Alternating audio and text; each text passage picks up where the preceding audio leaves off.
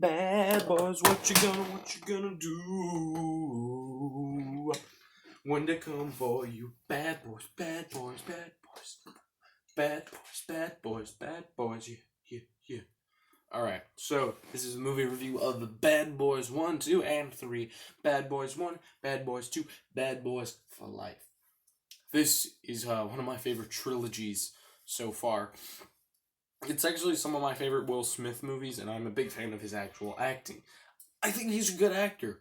He takes a lot of roles that may not be beneficial for him, but he does a lot of good movies, and he gives his all in movies, which is what I like. That's what I like about Jeff Goldblum and Nick Cage.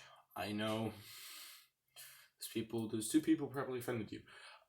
Henry I don't know how to say his last name. Superman and Ben Affleck.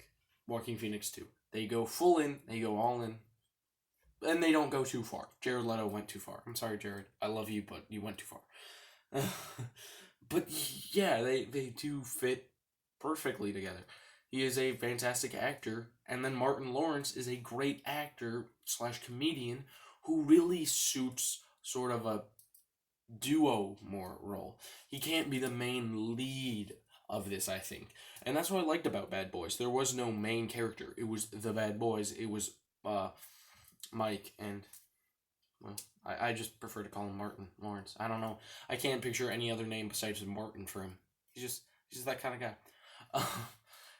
And you see these characters interacting with others in such a kind of in such a unique way. I don't think many other movies would even dare to sort of have the buddy cop duo where both the cops are sort of acting like the bad cops. They're kind of swearing a lot. They're like, "Oh, motherfucker."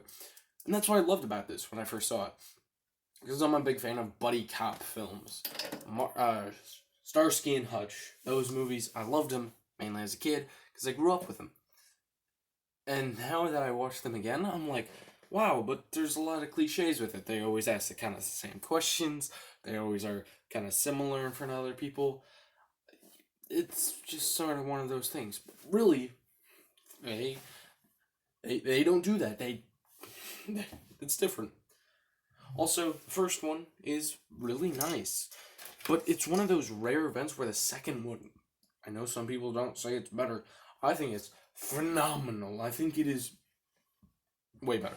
This is some of Michael Bay's best work. He knows how to sort of craft a story.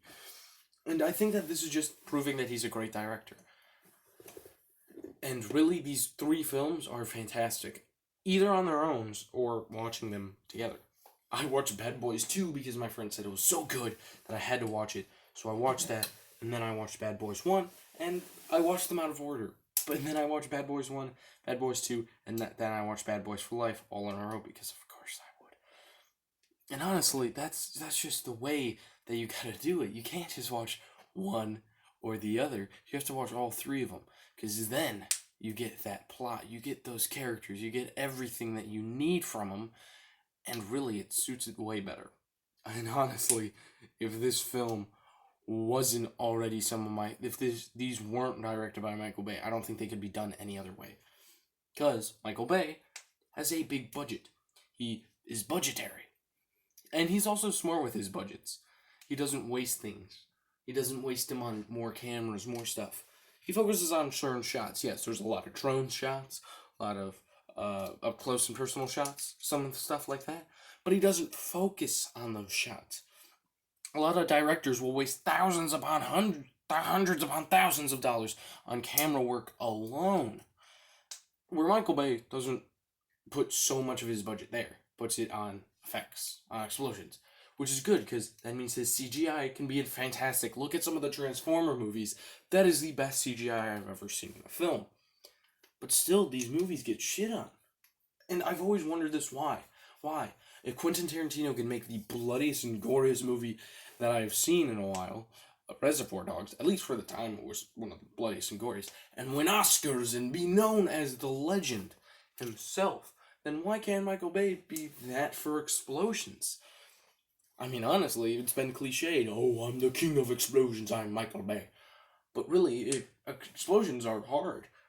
One shot, one turn, one thing. It's just interesting. It's so hard to do explosions right, and we don't appreciate that.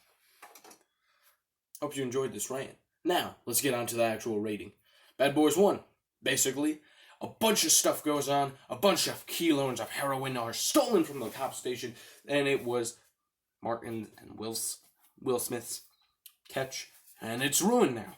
So, they go and they find the one surviving person. They have to save her, protect her, while they're trying to stop this within 72 hours. So it is definitely a high-tension action movie. And when this comes in, there's not super much action until the end. There's still some fight scenes, some gun shootouts, but not as much as I thought. And that's fantastic. Feels like a normal film. Bad Boys 2. I don't want to give the synopsis for it because it's so good on its own. Just go watch it. Just go watch Bad Boys 2.